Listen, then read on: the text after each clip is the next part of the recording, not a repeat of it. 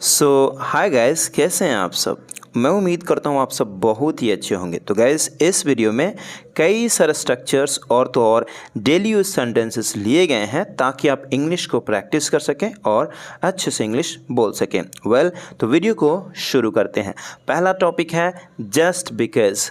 Just because का मतलब होता है सिर्फ इसलिए, या फिर कह सकते हैं बस इसलिए। ओके, हिंदी में कुछ इस तरह से आप सोच सकते हैं।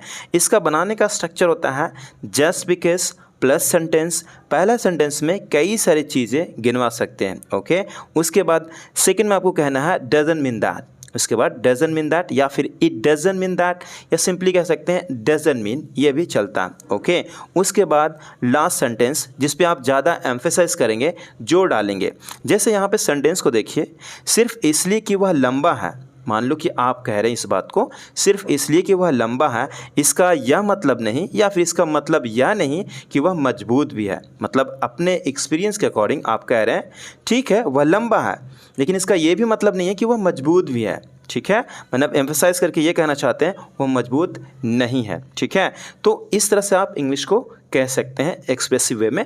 चाहे तो आप सिंपली बोल सकते हैं एज इट इज़ जो आप कहना चाहते हैं, नो वरीज, लेकिन एक बात को कई तरीके से कहा जा सकता है। ठीक है, तो आइए कुछ एग्जांपल्स देखते हैं। जैसे सिर्फ इसलिए या फिर बस इसलिए कि वह लंबा है, इसका यह मतलब नहीं कि वह मजबूत भी है।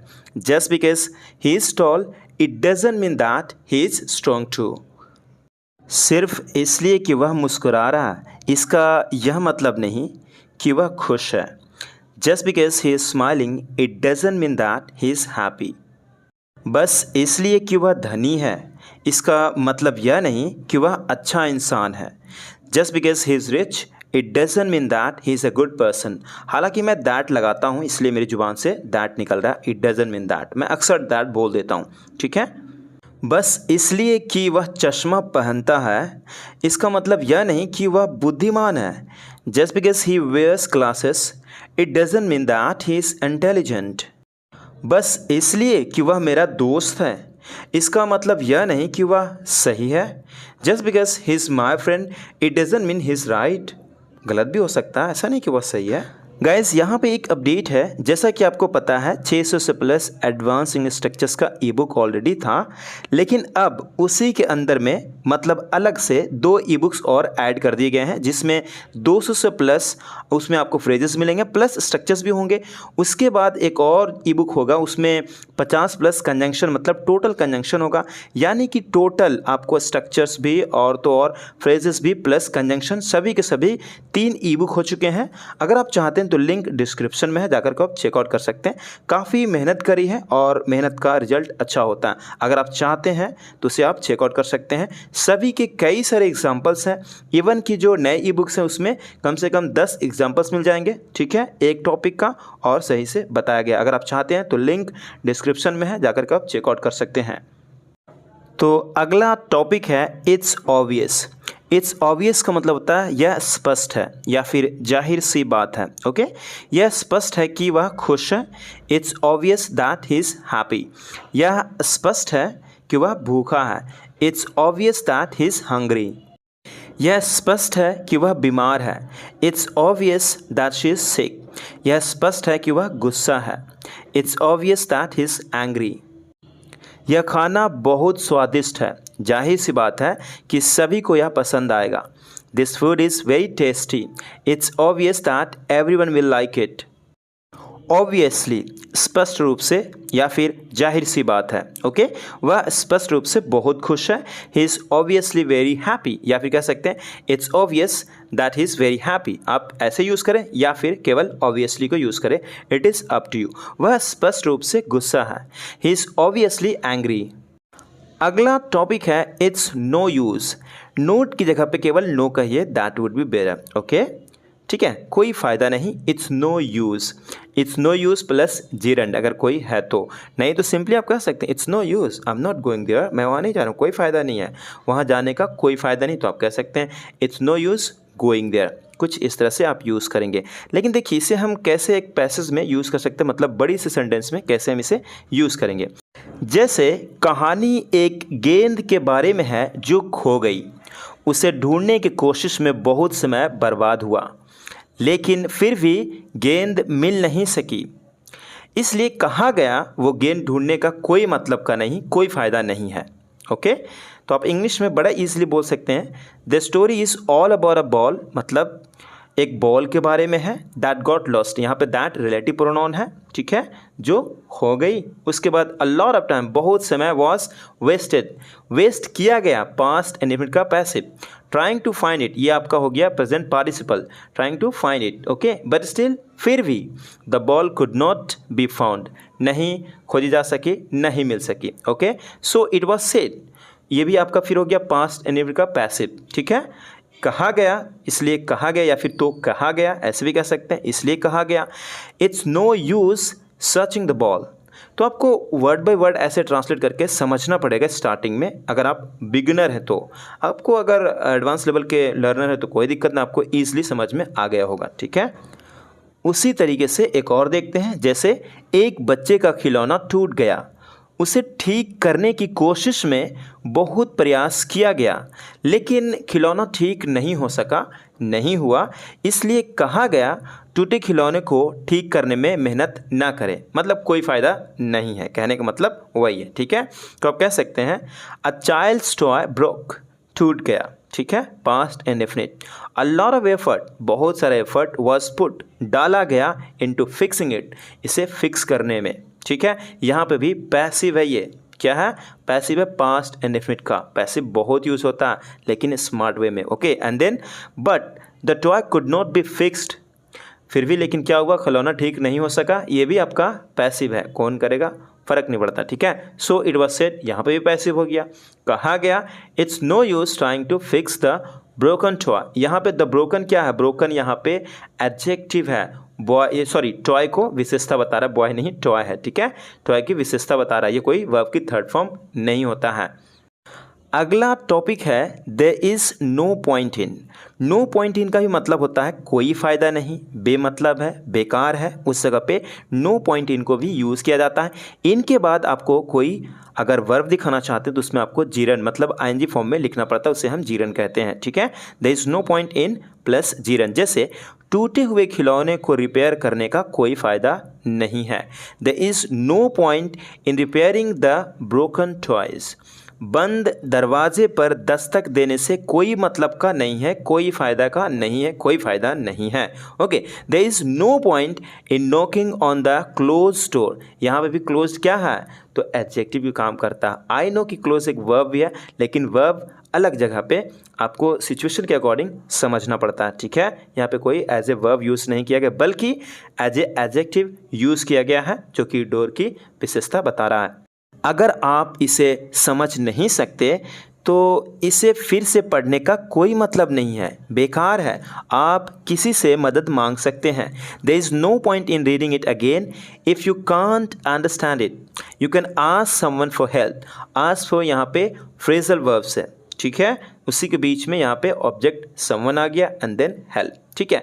इसी तरीके से पूरा का पूरा फ्रेजल वर्ब्स भी इंक्लूड किया गया इस ई बुक में। 3 ई बुक है, ठीक है, और तो और सारा का सारा जो मैं यूट्यूब पे पढ़ा चुका हूँ सभी को उसमें इंक्लूड कर दिया हूँ सिर्फ आपके लिए। मैं जानता हूँ आप सबको काफ़ी समय लगेगा और सारा मेरा वीडियोस देखने में आप नहीं ढूंढ पाएंगे, इसलिए मैंने चाहा कोई दिक्कत नहीं है, मैं ई बुक दे देता हूँ, बाद में देखते भी रहेंगे, ठीक है। इट इज़ अप टू, अगर आप चाहते हैं तो उससे आप ले सकते हैं, नहीं तो मैं आपको पढ़ाता ही रहूँगा, सिखाता ही रहूँगा, क्योंकि जितना मैं सिखाता हूँ उतना खुद को सीखने में भी इन्वॉल्व रखता हूँ। अगर आप इसे पसंद नहीं करते हैं तो इसे खाने का कोई मतलब नहीं, आप कुछ और चुन सकते हैं। There is no point in eating it if you don't like it, you can choose something else. Next one is it's useless to, बेकार है। ओके, सिंपल है, टूटा हुआ खिलौना ठीक करना बेकार है, इसे फेंकना ही ठीक है। It's useless to repair a broken toy, it's better to throw it away.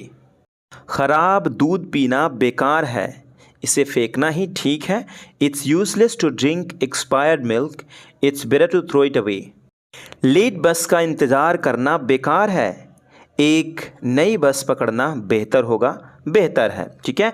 It's useless to wait for a late bus, it's better to catch a new one. अगला स्ट्रक्चर है get in the habit of.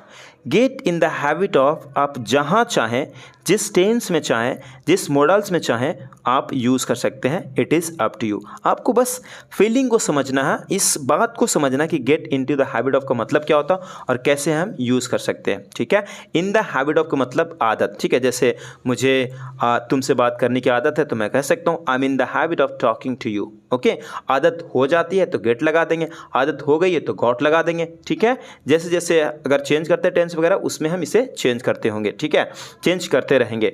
तो देखिए यहाँ पे सबसे पहले मैं should say use कर देता हूँ। कुछ सेंटेंसेस देख लेते हैं। जैसे आपको हर रात समय पर सोने की आदत डालनी चाहिए। You should get in the habit of going to bed on time every night.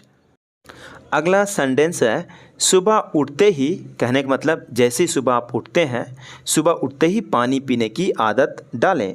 यह आपके शरीर को हाइड्रेट रखने में मदद करेगा। Get in the habit of drinking water as soon as you wake up. This will help you keep your body hydrated. नियमित रूप से फल और सब्जियां खाने की आदत डालें, वे आपके स्वास्थ्य के लिए अच्छे हैं।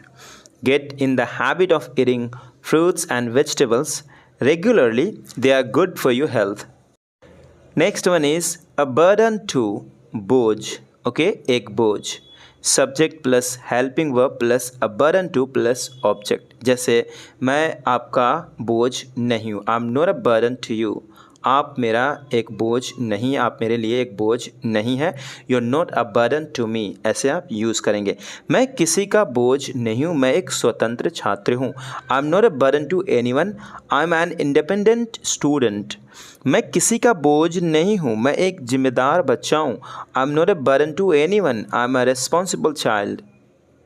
वह अपनी माँ के लिए बोझ नहीं है, वह हमेशा उसकी मदद करती है और उसका ख्याल रखती है। She is not a burden to her mother, she always helps her and takes care of her. On the verge of, on the verge of के कगार पर, या फिर ऑन द ब्रिंक ऑफ के कगार पर, मतलब होने ही वाला है, अब और तब में उस जगह पे ऑन द वर्ज ऑफ को यूज़ किया जाता है।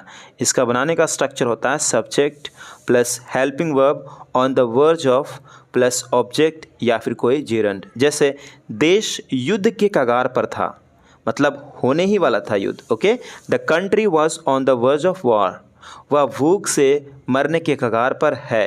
He is on the verge of starving to death, वह रोने के कगार पर है।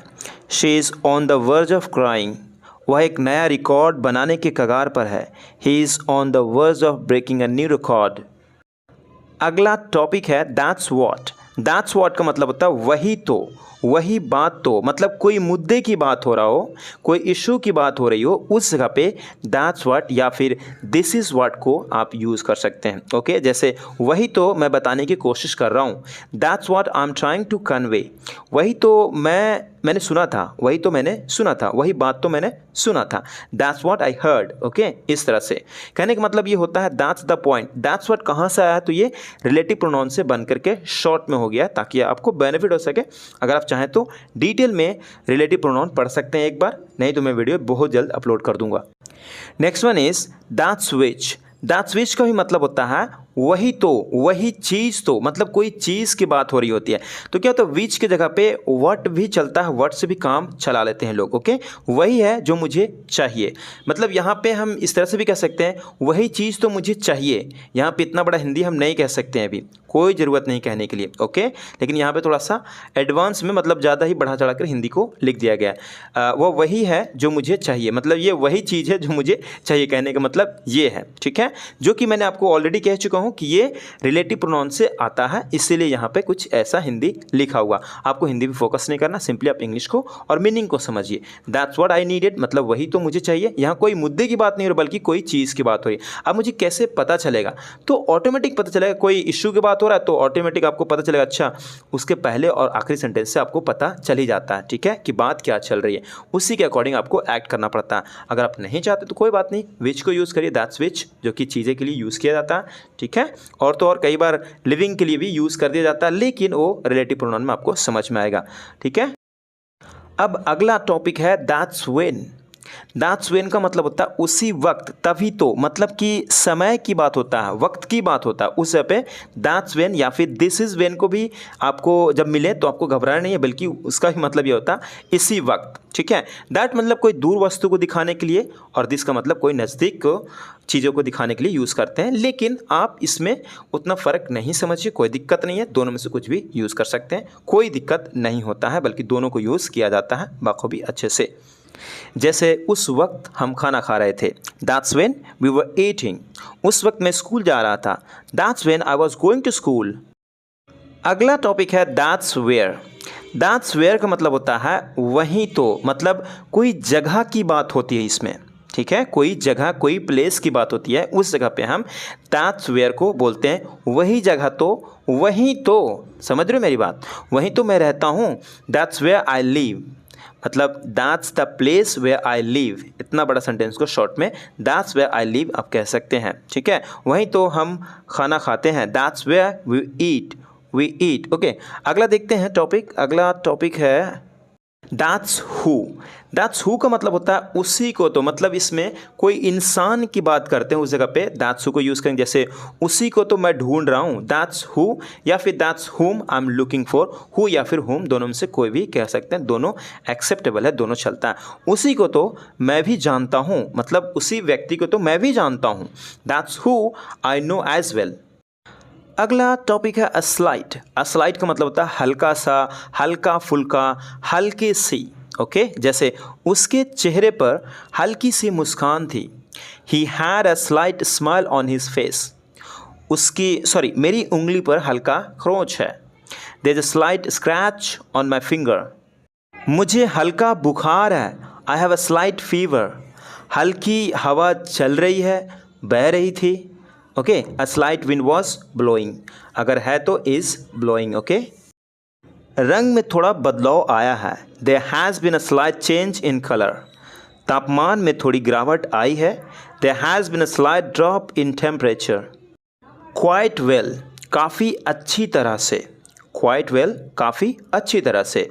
मैंने हिंदी काफ़ी अच्छी तरह से सीख ली है, I have learn Hindi quite well.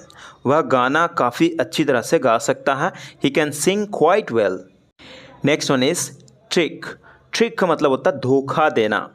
मेरे दोस्त ने मुझे धोखा दिया, माई फ्रेंड ट्रिक्ड मी। उसका यह चाल काम नहीं आया, हिज ट्रिक डिडंट वर्क। यहाँ पे ट्रिक एज ए नॉन और एज ए वर्ब भी यूज़ किया गया है, ठीक है। सेकेंड में है एज ए नॉन और फर्स्ट में एज ए वर्ब को यूज़ किया गया है। Next one is a dreadful. A dreadful का मतलब होता है भयानक। भयानक तूफान आया, अ ड्रेडफुल स्टॉर्म केम। भयानक दुर्घटना हुई, अ ड्रेडफुल एक्सीडेंट हैपेंड। भयानक समाचार मिला, ड्रेडफुल न्यूज़ वॉज रिसीव्ड। भयानक बुरा सपना आया, अ ड्रेडफुल नाइटमेयर केम। हाउ, वह कितना प्यारा बच्चा है, how cute a child he is. यह कितना बड़ा पेड़ है, how big a tree this is. वह कितनी अच्छी लड़की है, how good a girl she is. यह कितना सुंदर घर है, how beautiful a house this is. I hope you got it guys. Thank you so much for watching this video. मिलते हैं अगले वीडियो में, तब तक के लिए अपना ख्याल रखिए। Have a good day, bye bye, see या।